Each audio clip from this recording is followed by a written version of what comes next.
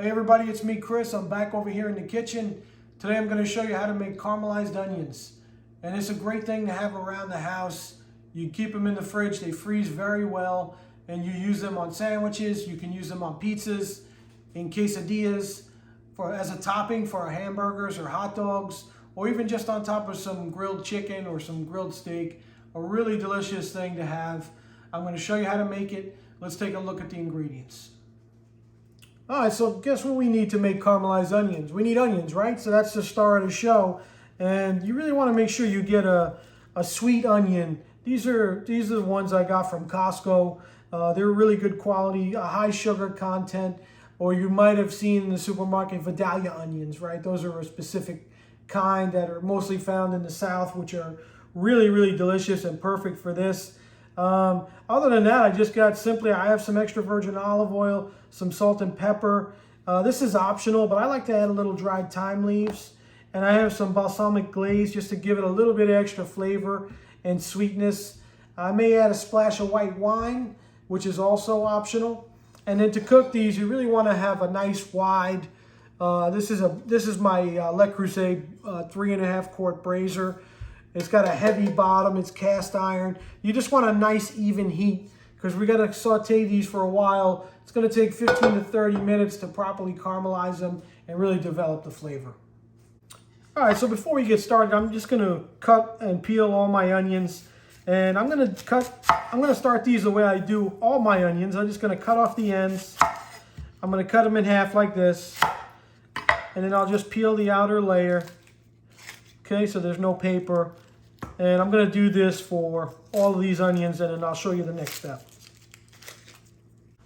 All right, so my onions are all peeled and halved. You can see them here, all right? And that's 5 pretty large onions.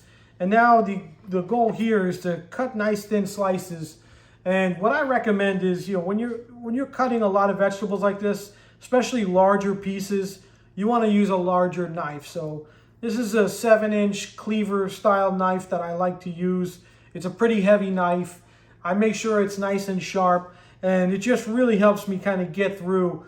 If I'm going to cut by hand this amount of onions, you really need some help. You need the proper knife, okay? Smaller, thinner knife would just make the job a little bit more difficult. And then what you do is I'm going to cut these pole to pole. I mean, it really doesn't matter how you cut them. If you're going to cut them the other way, though, I would cut this piece in half first because you don't want extra long, stringy pieces of onion, okay? And then for safety, I always use that kind of 3-finger method where I kind of tuck my hands under and make sure I have this one lead finger out here. You don't want to have a situation where your fingers are uneven and the points of your fingers are sticking out or your thumb is sticking out. This is when you get cut, okay? So you want your fingers in that kind of claw grip. You don't want anything sticking out the front here. And you're just using this as a guide. And I kind of walk my hand back as I go with the knife. You see? And I can't really, let me just show you. You see here? I'm walking it with it. I'm not bringing the knife up past my knuckle, really. I'm kind of keeping it just right about there so that I can't come up and cut myself. And then, once you practice that a little bit, you get pretty fast. And then you could turn it on the end. And that's pretty good. I mean, it doesn't have to be perfect, okay? So that's how you cut it with a knife, and then just set it aside in your bowl. So I just want to show you another great way to do this, especially if you're doing a lot, is to use a food processor if you have one. And that's what this is for. This is a slicing attachment. Okay, so it comes with this little extender blade. You snap it in. You just drop it in there, spin it around. It should fall right in. Okay, and then you close the top and remove this piece. All right, the feeder. And this metal piece has a safety device on it, so it won't chop unless this thing is inserted, so you can't stick your hand in there, okay?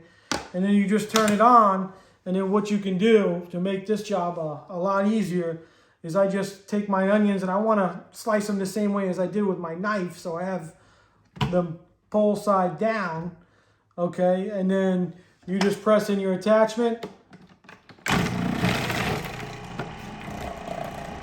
and that's it. I mean, you can see how fast that was. So you know, a different way to do it. I mean, if you can do it with a knife, that's great. But if you have a food processor, especially if you're doing a lot of these, it makes your job a heck of a lot easier.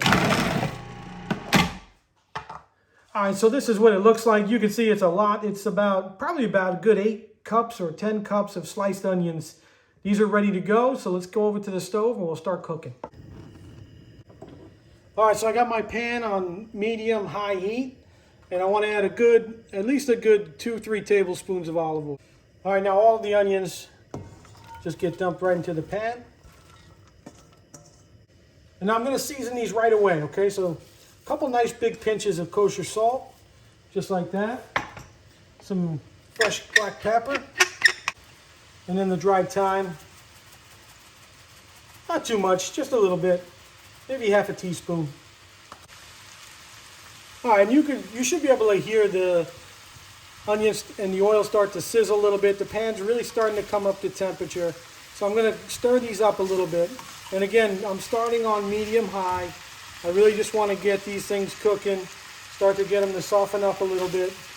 And from here on out, it's just about time. You really want to give the onions time to break down and caramelize. So I'm going to stir this a little bit and just keep cooking it for at least 10 minutes. I'll stir it every couple minutes and then we'll see where we're at. All right, so this is what it looks like. Not even 10 minutes. It's been about 8 minutes. You can see there's some browning on the pan, and you can see the onions have reduced down quite a bit. They're very soft. Oh, and by the way, I misspoke in the beginning. This is a 5-quart brazier, not a 3.5 quart. Don't use the 3.5 quart. For this amount of onions, you won't fit it. So, but anyway, you can see the pan is starting to dry up, and there's some browning.